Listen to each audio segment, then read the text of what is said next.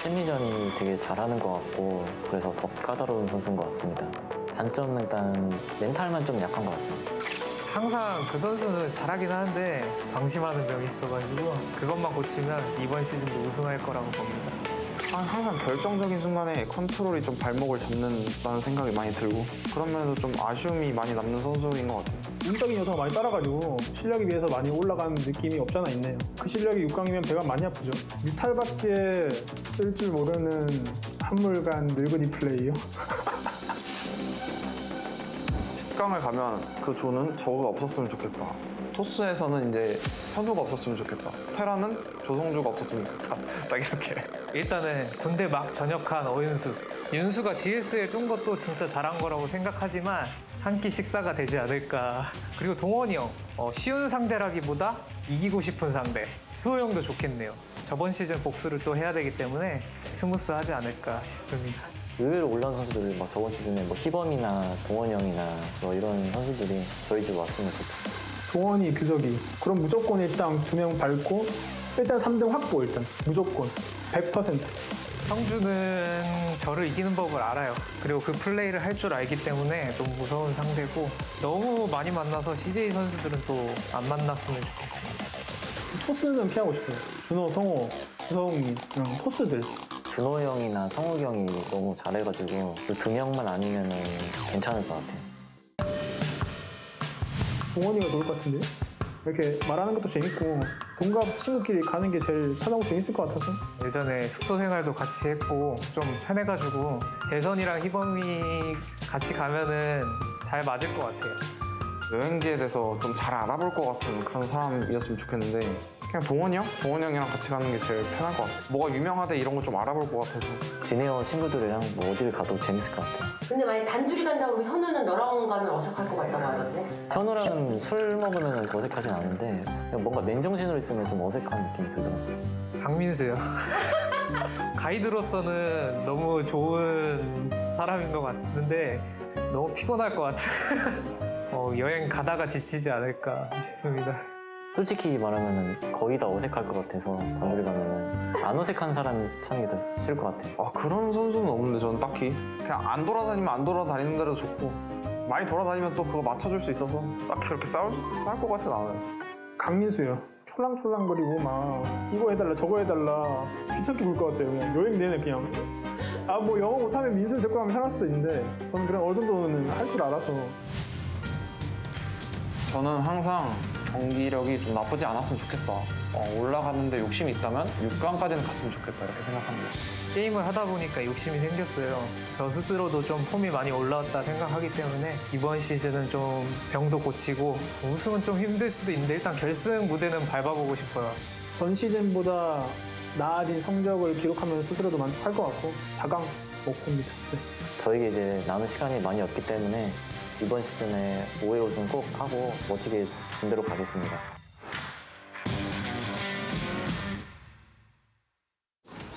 Today's matchup: ro, GuMiho, herO, DRG, round of 20, Group A.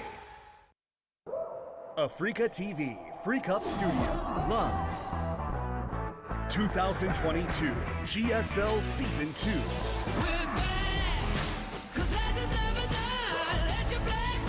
Welcome back to GSL, everybody.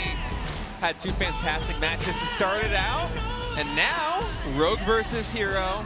Arguably the two best players in this group. I mean, Rogue, the best player in Korea right now. herO with a really interesting PvZ style in his first match. Now going up against Rogue, and I could not be more happy to see this because it worked against DRG. Will it work against Korea's best Zerg? I mean, that's the big question, State. Like, it's cool to see herO succeed against DRG, and it really opens up a whole new avenue of ideas for the race. But, you know, with Rogue, that's really the test of, okay, can this actually win GSLs? Yeah. I mean, it does look solid from my outsider's perspective, especially there in Game 1, but maybe there's a reason he didn't go for that in Game 2 and Game 3. Maybe you need to mix it up a little bit more and you can't kind of just get pigeonholed and doing the same build every time. Otherwise, you get countered by something that maybe I haven't seen just yet, but I don't know. It felt really strong there in game number 1. I've been hearing some of the Zerg players that I'm friends with in StarCraft 2 have been complaining about this style to me in private. Yeah. It's so funny. So I really want to see herO try this against Rogue. Of course, Artosis is not with us today. We are wishing him the best. He is sick with COVID. Somehow I don't have COVID. I was on a flight home with him, and he had COVID. Yeah, we were doing Streamer Royale in Orlando. And he has it and I don't. I don't know how that is. You had COVID a while back. I did and have we're in COVID. my house, and I didn't get it. I have just been matrix dodging COVID. That's true, actually. Everywhere I go. Yeah. Ryan was in my house. He went into my kitchen. He licked all the mugs I use for coffee. I still didn't get COVID. I can't believe it. But to be clear, I was asymptomatic. He was asymptomatic. I was not. He would. Jesus, can I just? I was not violating quarantine. Yeah. But yeah, I don't know how you do it, man. I don't know. I'm gonna get it. It's coming for me. Eventually. I think everyone's eventually gonna get it. But dude, you're killing it today. Good to have you in here, man. Your analysis is spot on. It's because we're having Protoss playing. Process. No, But I know this TVZ feeling. and I'm lost, man. Especially when I started casting, like when it would be like a ZVZ, I'm like, I don't know, like they're making Zerglings. They're making Zerglings. Yeah. But yeah, it's been good to be back here in season 2. Oh. And again, we have audiences again, guys. Come to the studio. We don't have a lot of room for people. I think we're still a little bit restricted for we can't have full capacity. But come down early, check it out, see the games, and then go out after. We're near Gangnam Station. Go get some barbecue. Go get some soju. If there's a place to go about out, the games. If there's a place to go out, Gangnam's it, man. Gangnam's it. Have some soju, have some beer, and then start talking about PVZ, and then have too much, start fighting, start arguing about it, saying that Zerg can't be stopped, start crying. Wake up in the morning with texts that you don't remember sending, okay? Saying that you have no brain or skill because you play Zerg and it's impossible to beat. Apologize for it the next day. Say, I won't be like that. I'm sorry, that's not me. When did this happen, Nick? I'm just giving you a possible experience of what could be your GSL. It starts out great, then you go, then you get heated because you feel so strongly about the game itself. Doesn't that sound fun? Sounds fun to me. Viewers? Sounds fun to me. It's going to happen to a couple people tonight. We got a lot of people watching. That's at least in the future for a few of you guys. Now, herO versus Rogue is up next. Yeah. And I am super pumped for this one. I am worried that we're going to be like, man, maybe this is going to work out and herO's going to change the game. And then Rogue goes like, watch this. Yeah, this is actually why it doesn't work, guys. And the We're all fools. Yeah.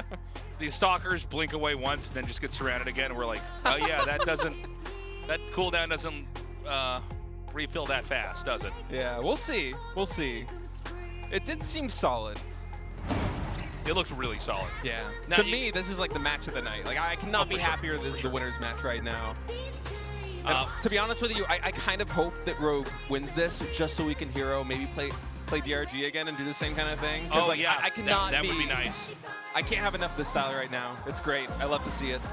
We're going to go to Blackburn for map 1. The winner of this best of 3 will be the first player to move on to the next phase of the GSL Code S.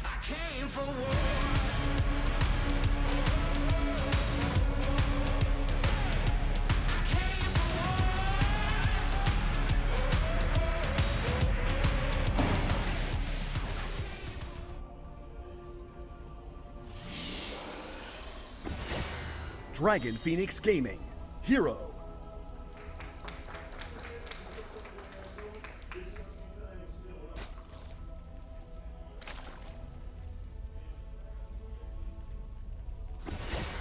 Dragon Phoenix Gaming, Rogue.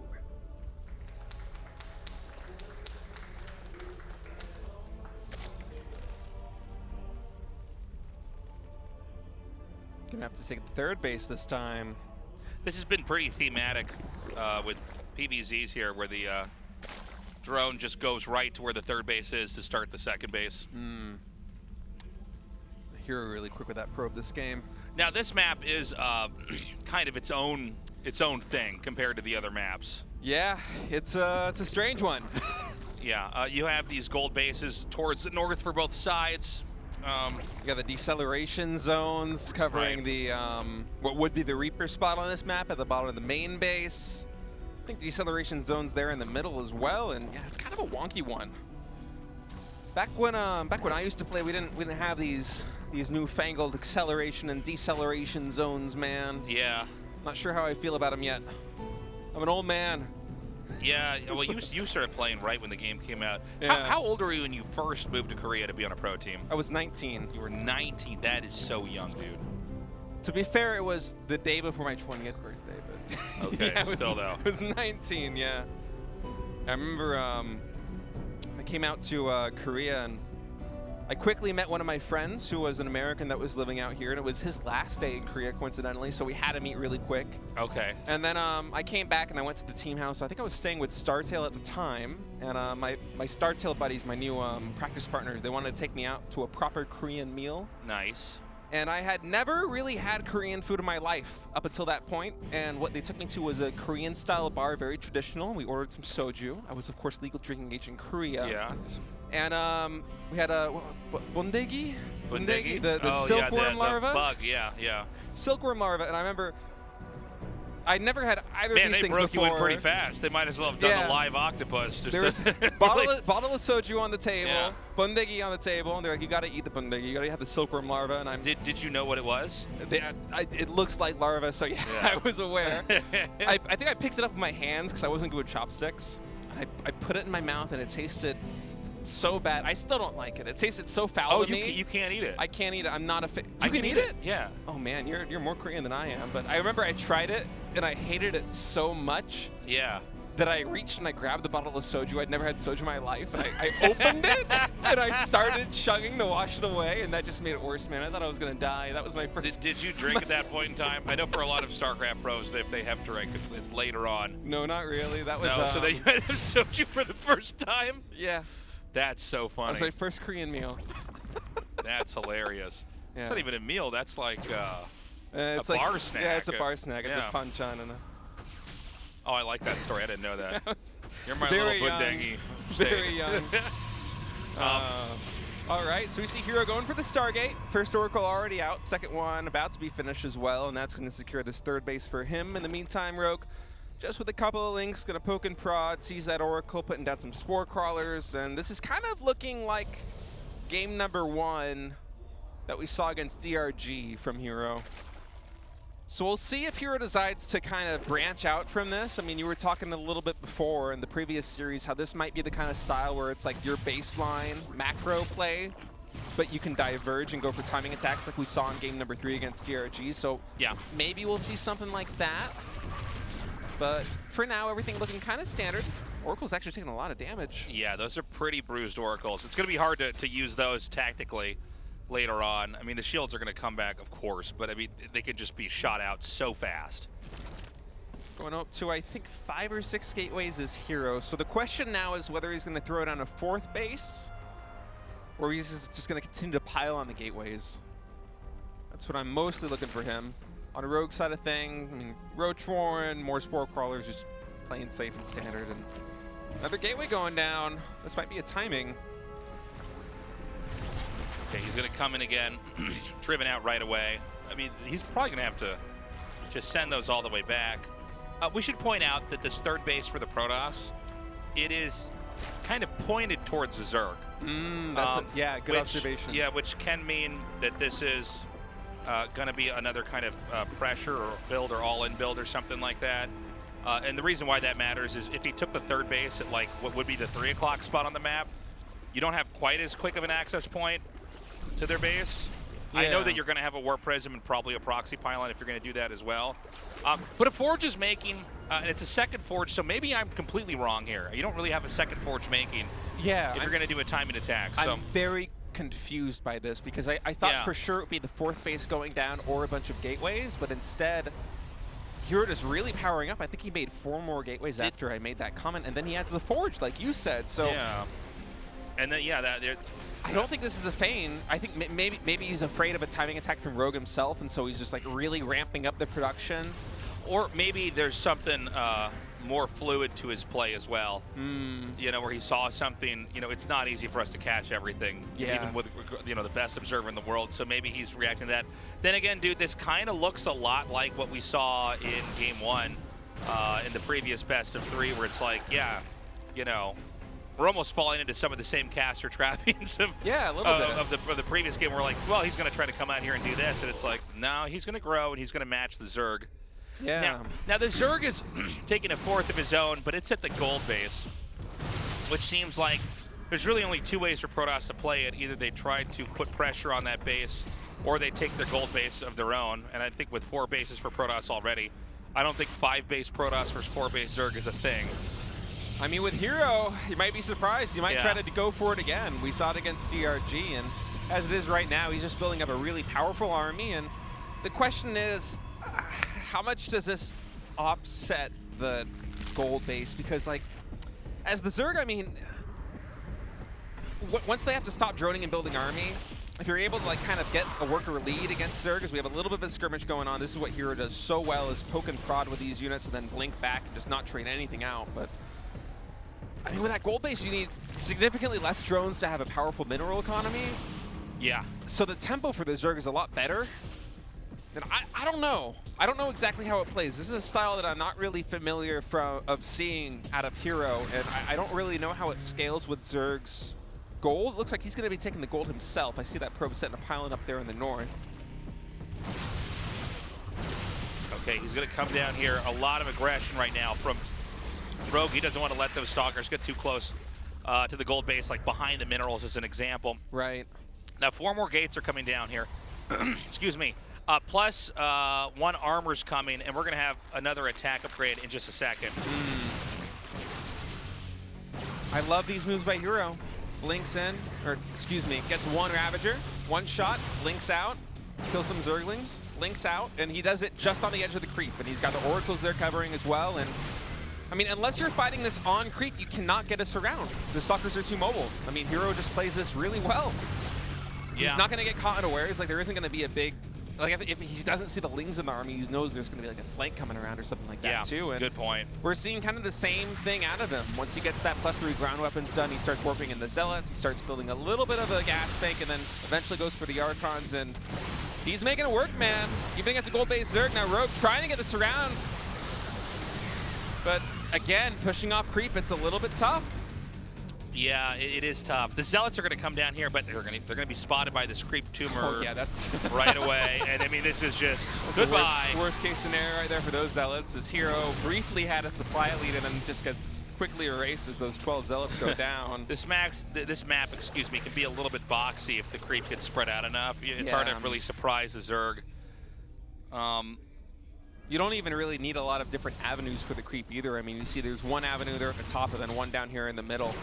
And that pretty much covers all the pathways. And this is very reminiscent of Game 1 against DRG. Templar timing exactly the same as well. Looks like herO's gearing up to take yet another base. I gotta say, these Zealot run-bys are not getting quite as much damage done, but at least he is trading out Zealots for the Zerg's army, and his economy once again is rivaling at 79 probes against 75 drones. Yeah, Rogue is also, though, probably economically where he wants to be. I mean, he's got his bases up. We should note, you know, as we get to about this point in the game, there's not a lot of bases left for either side to take. True. On the map. Not true for most maps, but for this one, it really is the case. Again, the bottom base and the top base. Look, if we get there, we'll deal with that when it comes, you know. But yeah, I mean, Protoss continuing to try to push across the map with these Stalkers. He has fractioned up his army into 2 different groups. Doing a really good job with these Stalkers, just continuing to find damage, keeping the creep spread back, and because the creep spread is so far back, it allows for him to make these pokes and prods into the Zerg base. And once again, I mean, really great fighting that bottleneck. Does lose the sentries, but again, those aren't super critical to the late game army for herO, as he's eventually going to be gearing up to go for Archons in this mix. And that blink maybe not quite far enough back, but his army is mobile enough that he's able to make it work. You know, man, I don't really feel like Protoss is getting the headway that Protoss wants to get here. It seems like it's basically the Protoss kind of failing on this front. Now, they're both expanding behind this, and again, this is sort of a different type of play that herO has here, so I don't really know where this gets us. Yeah, it's hard to gauge. And I might be too conditioned to just watching Terrans and Protoss just try to push the whole game and then it has to succeed, and maybe I'm wrong about that, but if I had to break this down, I do feel like long-term Rogue's better off, but it's 150 supply. herO's close to max out. He's got plenty of minerals and gas. Maybe he can actually slowly overpower this. And look at the oracles here. Yeah, the oracles are doing work. Really, only queens can contest them right now, and that's, again, one of the things that's so good for this army. I mean, herO recognized that and even went up to 5 oracles because he saw that there were no hydras being added in. Rogue's mineral income is pretty much non-existent right now, and if Rogue comes all the way on this side, here's just going to be able to blink over to the other one, and yep, exactly what he does. Gets more drones. Is he going to target down the hatchery or just see what he could trade out? Okay, he's going to go for that hatch. Transfuses are going to save that. More zealots coming in. And you know what? herO might have actually gotten into the position he needs to be. It seems like he's actually starting to trip Rogue up here. And look at the supplies. Yeah, herO just continuing to overpower. He's got a 3K bank. That's it. He just wipes him off the map. I don't cast games like this. Yeah, it's hard to gauge exactly where the players stand. Because like you said, like it feels like herO, he's not really making headway because he's not breaking any position. He's just kind of on the map. He's trading some stalkers for some creep and some ravagers, some lings. But the thing is, like you said, it's so hard to take a 7th base. You get 6 for free pretty much if you're able to get split map, and then the 7th you can't take. But I guess also the stalkers are kind of like lings, like they're expendable. You don't care if you lose them that much. We're kind of used to seeing the stalkers as like, you know, the other core unit comp along with like Colossi or this other stuff. But like, instead he sort of trades them out. He did snipe the queens, which we almost didn't really, I didn't catch it until it was too late, and the oracles are killing everything, where I'm like, oh, now the oracles snipe everything. And then when he ran through there, the zealots, I think it was like the 4th or 5th attempt, they actually got into where they needed to be, and it's like, oh, dude, he's going to win now. Yeah. Oh, this is kind of crazy. If he had done that with one Forge, then the Zerglings are going to be so effective against the Stalkers and against the Zealots anytime they poke and prods. The 2 Forge really adds a lot to this style, man. It's so fun to watch. It's cool to be part of this right now. Guys, Hardwire Game 2. Is herO going to kill Rogue in the winner's match of Group A? Let's find out.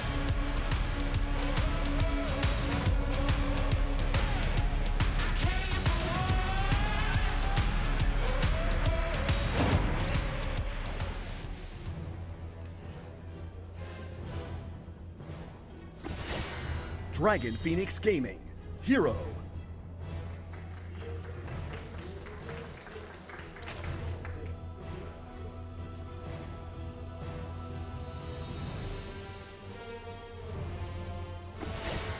Dragon Phoenix Gaming, Rogue.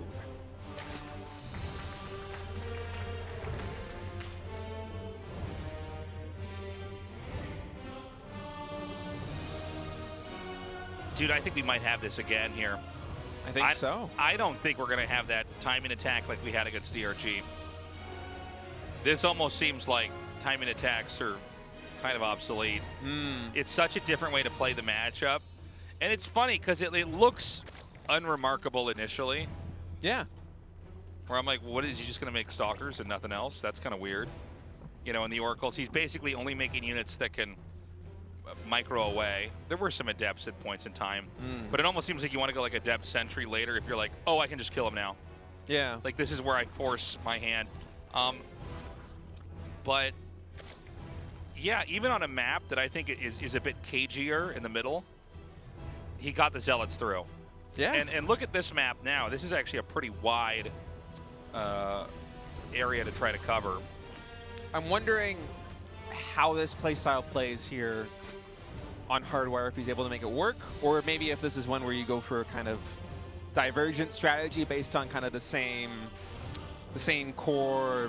I don't really know exactly what I want to say, but you start with kind of the same pieces and then develop into something else that leads to a timing. Maybe we will see it, but as you said, it does kind of feel like the success herO is finding in these PvZs, because the game against DRG looked very much the same, where you just kind of continue to whittle away with the Stalkers, you keep map control, you keep the creep back, and then you get up to 6 bases, and you kind of just destroy the Zerg. Eventually he runs out. I mean, once herO was maxed with, I think, 3K resources in the bank, and Rogue was like barely capping 150 supply, and he had a gold base, 6 bases in total.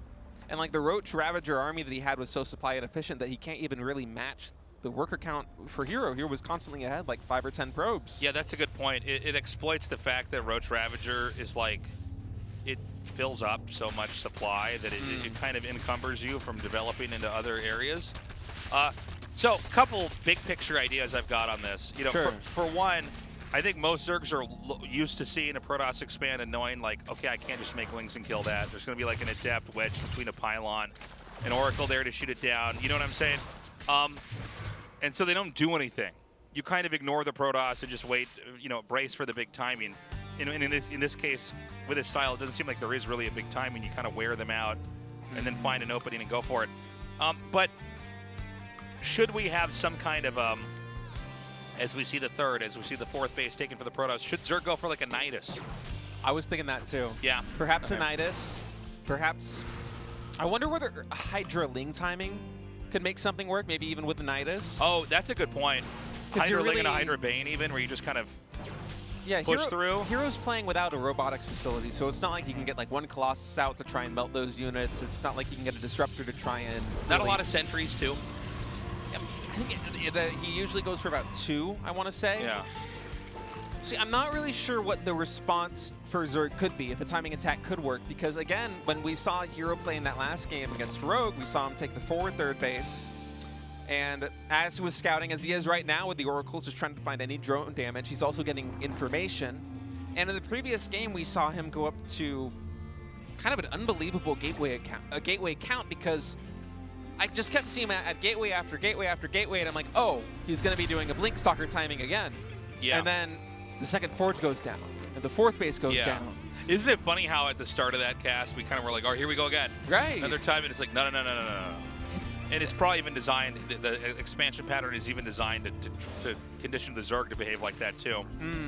There's a little bit of mind games going on there, and at the same time, you add all those extra gateways, and say your opponent does decide to go for a timing attack on your third or on your fourth, then suddenly you have all this production. Maybe you can just shut them down, and by the way, these adepts are doing so much work. This is 3 drones is more than you expect to find with 2 adepts like that. That's a good trade. And, you know, not all builds are created equally, right? I mean, there's some builds you can only do like once in a blue moon, right? Because if people caught on to this, it's not going to be good.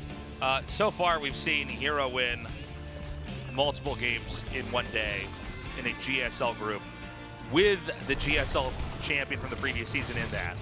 And it's like, it doesn't really seem like the Zergs know what to do with it. Absolutely. And it's not even as if that he did it against Rogue first. Rogue saw this happen in against DRG in game number 1. And we know that this has been a build order that's been in like the StarCraft bloodstream as far as like ladder games go and stuff like that. It's been in the pipeline. Yeah, it's not like, you know, it was hatched here first. And here it is again. You know what, Why would I attack you when I can go single player, dude? You know what, though? I think we might be smart, because we were talking about maybe a Hydralisk timing, and Hydralisk then is done. I don't see any Hydras in production. I do like it if we look smart, though. That is my favorite part. I say that now, and there's no Hydras yet, so maybe I'm making this look even more stupid. Yeah. Man, we should have said nothing. Possible. We really put ourselves out on a limb there, huh? That's too bad. I dropped the ball on that one, man. But it does look like Rogue might be gearing up for a timing, man. He's got a lot of lings. He's getting a lot of upgrades. I think it's all in the same vein of ideas, right? It's like, well, I mean, are you just going to let him do that? You know? All right, there's the Hydras. I feel a little bit better now. Okay, no, we're back to being smart. Yes! We're back to being smart. Finally. Finally. Now, again, Stalkers are out. There are counterattack potentials. Not that is like what Protoss wants to do, but I just do want to put that out there. This is a little bit harder to blink away if the Ling's going to surround like that, but the Oracle's there to save the day, and supply block. Yeah, killing Overlords is pretty good, turns out. And Rogue, if he is looking to make a really crisp timing, getting supply blocked is not what you want to happen as you're producing. Roach Hydra here. Small numbers, but able to deflect these Oracles and Stalkers. And actually, wait, are those the same Oracles as before? Does herO just have a ton of Oracles? Oh, it's just those 3. Okay, excuse me. Those things are fast, man. Yeah. I feel like they're all over the map. He's going to come out now, and actually the Hydras are kind of in a weird spot here. The Lings are going to get in front of them. Now remember, the Oracles are pretty handy at mowing down the Lings, and that is kind of the changing unit here. It's multiple Oracles over here. And again, watch carefully, guys. I mean, we're doing the same thing because I'm kind of not used to casting fights like this, but it really does seem like as the game goes on and pans out, this starts to get too strong. And here come the Lings. Now note, the Lings were not here when the Zealots were here. Or sorry, the Zealots were not here when the Lings were here is what I'm trying to say. Right. And that's very much by design. He wants to thin out the Lings, and then the Zealots can come in here and get in front of the Hydras. He's waiting for +2 ground weapons as well. 10 seconds off. He's gearing up for this timing attack, and up until this point, he hasn't really lost anything. He's been shaving away and shaving away at the Zerglings. Dude, he's expanding towards the attack. God, what a base. This is so sick. Biles come down, only ding, 2 Stalkers here. Now the Zealots, is there enough? There is. Dude, we're going to watch Rogue lose. herO just melting him. Guys! +2 ground weapons, +1 armor Zealots. Absolutely shredding it. Rogue trying something different. Trying to make something work. GG in Halloween text. Font. That's kind of unbelievable. herO is... What? herO is breaking the meta right now. I can't believe that. That is insane to me. Look at Rogue. He's like, there's no way to be. Literally, Artosis's Twitch voice is in his head right now. There's no way to know what they're doing. There's no way to stop Protoss. It takes no brains to do that. I can't even believe what I just saw there. History's been made, or at least the first part of it. herO is actually the first to go on, defeating the GSL Codes champion from Season 1 not that long ago. He moves on, man. Of course, Rogue not eliminated. Anyways, we've got an interview with herO, as he is our first survivor of the first phase GSL. Let's go. Wow, herO, after coming back from the military service, you defeat Rogue, the last season champion, and move on to the round of 10. Congratulations. Thank you. herO, it's your second consecutive round of 10 advancement. How do you feel? Well, first of all, I'm really happy to set on the right foot. And I feel like when I play against Rogue, in the winners match, my fingers, my hands were all warmed up. And all the players tell me that I'm in good form right now, but when it comes to competition, that really doesn't apply. So I'm really happy to have won today. Right now in tournaments, you are destroying Zergs one by one. So herO, now you're leading a new meta in StarCraft 2. So it feels like the Zergs really struggle against your tactics. And you've been showing this against several Zerg players in the past, like DRG and Dark. And it feels like it's gotten even better this season. So what strategies did you come here prepare with? So at the time the build was pretty new. And now it's evolved more, and there are more psychological aspects into the strategy. And I feel like this is a homework assignment that the Zergs need to solve in order to cope with me. So herO, the new meta against Zerg, definitely it's an innovative strategy. It's very creative. So what do you think is the main strength of this strategy? Well, the main strength is definitely being in the lead in the game from the start to the end. And Zerg normally is on the defense.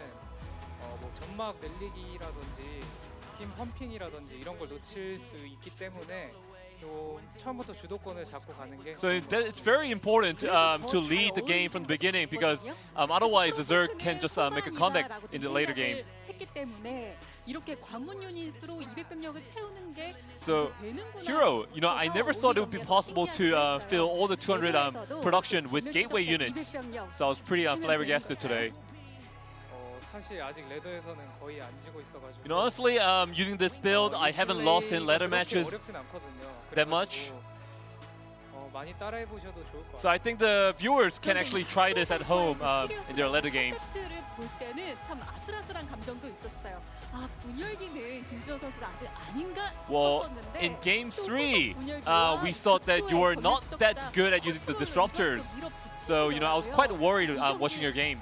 끝나고 좀 어떤 생각하셨어요? So what went on through your mind after that game? 너무 많이 나갔어요. Well, my mentality was definitely damaged after that one.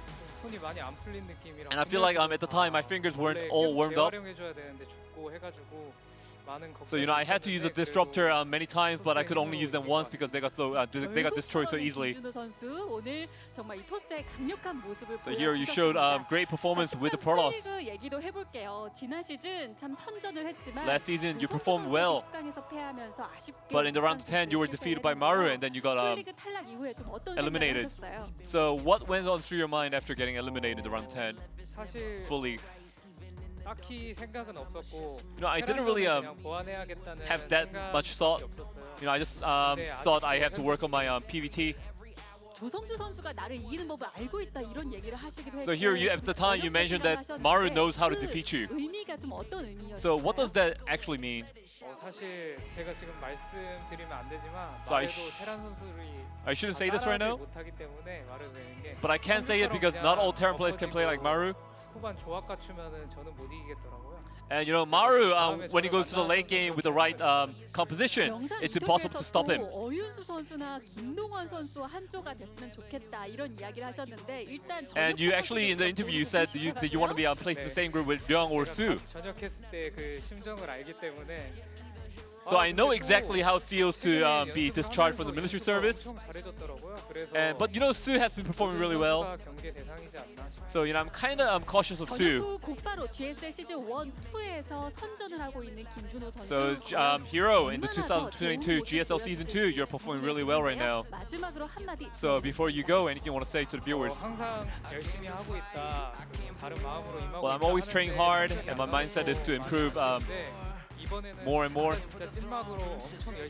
And this time, I'm trying really hard. So I think the fans can expect good results from me. Thank you. Once again, congratulations, herO. Thank you, Andy. Excellent work as always. Wow, well, we just saw history made there. A completely new way of approaching the matchup that beat the best Zerg in at times before the world, certainly in this region, and of course the most recent GSL champion. I'm pretty content with that one. I'll take that. That was a treat to watch. Yeah. And I guess the question now is how far can he go with that? Obviously, there's more than just Zergs that he has to go against in GSL. And also, will other Protosses catch on? Can they emulate that the way that he has and have that kind of success? That'll be a tough moment for Zergs if that's what can happen. We're not done yet, guys. Losers match up next. We'll be back soon.